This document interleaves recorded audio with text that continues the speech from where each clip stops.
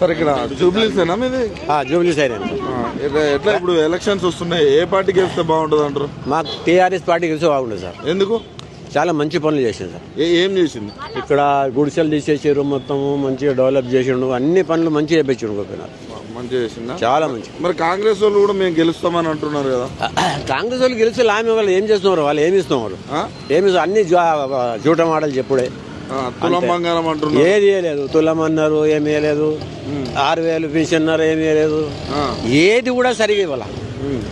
Current bill ఒకటి 200 unit అని చెప్పారు, అది కూడా ఒకరు చేస్తారు, ఒకరు ఇస్తలేరు. బెస్ట్ కాంగ్రెస్. 2,500 ఇస్తా అన్నారు మహిళలకి, ఏమి ఇస్తలేరు. చెప్పారు, ఇస్తలేరు. మరి ఇక్కడ మొత్తము మేమే గెలవబోతున్నాము అది అని అంటున్నారు. చెప్తారు, అందరు చెప్తారు మేము గెలుస్తామంటారు. ఎవ్వరు గెలిచినా కానీ టీఆర్ఎస్ తప్పనిసరి వస్తుంది. కాంగ్రెస్ కు టీఆర్ఎస్ కి ఏంటి డిఫరెంట్? చాలా డిఫరెంట్. చాలా అంటే ఏం చెప్తారు? చెప్పిన పని చేస్తారు టీఆర్ఎస్ వాళ్ళు, కాంగ్రెస్ వాళ్ళు చేయరు. ఎందుకు అన్ని బిల్కుల్ మొత్తం ఫ్రీ బస్ అంటున్నారు, ఇవన్నీ చేసిన ఏది బెస్ట్? ఫ్రీ బస్ అయితే మహిళలు కొట్టుకొని జుట్లు పట్టుకొని చచ్చిపోతున్నారు. ఏం లాభం? వరదలకి ఇట్లా వస్తా చూసుకుంటున్నారు, ఏం చూస్తున్నారు? ఎక్కడైనా పోయి ఒకరోజు చూస్తే కదా, మళ్ళీ రాదు. టీఆర్ఎస్ ప్రభుత్వం చాలా బెస్ట్ ప్రభుత్వం. ఇక్కడ మాగంటి గోపీనాథ్ గారు ఇక్కడ గుడిసెలు ఇవన్నీ ఎట్లుండే అంతా గలీజ్ అన్ని తీసేసి వాళ్ళకి సొంత ఇళ్ళు ఇచ్చిండు, అన్ని మంచి పనులు చేపించాడు. టీఆర్ఎస్ ప్రభుత్వం చాలా బెటర్. అంటే మీకు ఇంతవరకు 2 ఏళ్ళ కాంగ్రెస్ సిటీ ప్రజలకు ఏం చేసిందంటే ఏం చెప్తారు? ఏం చేయలేదు. ఏం చేసింది? చెప్పుడు ఎక్కువ, చేసుడు తక్కువ. ఫ్లైఓవర్స్ ఎత్తున్నాం అంటున్నారు, అన్ని అంటున్నారు.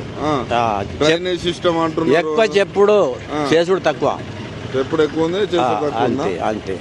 మొత్తాన్ని ఎంత మెజార్టీ చూడొచ్చు ఇక్కడ బీఆర్ఎస్ పార్టీకి ఒకవేళ గెలుస్తుంది? అది చెప్పలేము, తప్పనిసరి బీఆర్ఎస్ పార్టీ గెలుస్తుంది. ఒకవేళ బీఆర్ఎస్ పార్టీ నుంచి ఎవరు టికెట్ ఇస్తే బాగుంటుంది?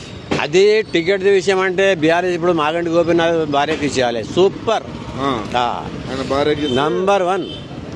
ఇంట్లో కూర్చుని కూడా గెలుస్తుంది. కాంగ్రెస్ క్యాండిడేట్ ఉన్నాడు ఇక్కడ, అది ఇంకా డిక్లేర్ కాలేదు. మాకు తెలియదు ఇంకా ఎవరు ఉన్నారు, ఏం సంగతి తెలియదు. అది కూడా తెలియదు. మొత్తాన్ని బీఆర్ఎస్ వస్తేనే మంచి 100%. ఓకే, ఇక్కడ నిరుద్యోగులకి ఏమన్నా నిరుద్యోగ భృతి, యువతకి అట్లాంటివి ఏమన్నా ఇస్తున్నారా ఇక్కడ? ఎవరు? కాంగ్రెస్ చెప్పు, నేను చెప్తాను కదా, చెప్తారు కానీ ఇయ్యరు. ఏం పింఛన్ ఇస్తారు? ఎవరికి ఇస్తారు పెన్షన్? 4,000 అన్నారు కదా, ఎవరికి ఇచ్చారు? ఎక్కడ? అదే 2,000. అదే 2,000. ఓకే, మొత్తానికి బీఆర్ఎస్ వస్తున్నా మనం 100%.